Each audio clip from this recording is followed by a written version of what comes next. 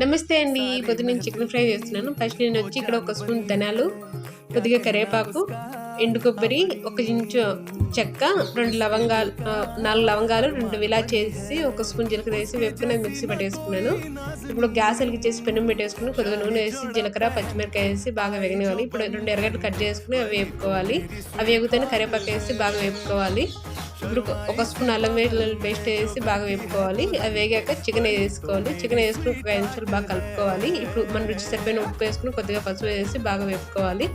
వేపుకునేసి మూత పెట్టేసుకుని ఒక 10 నిమిషాలు బాగా మగ్గనివ్వాలి. 10 నిమిషాల తర్వాత మూత వేసి ఒకసారి కలుపుకోవాలి. ఆ నీళ్ళన్నీ చికెన్లో వచ్చిన నీళ్ళన్నీ ఇంపినందుకు ఉండాలి. ఇప్పుడు మన కారం పట్టించి కారం వేసి కొద్దిగా కస్తూరి మేతి వేసుకుని బాగా కలుపుకోవాలి.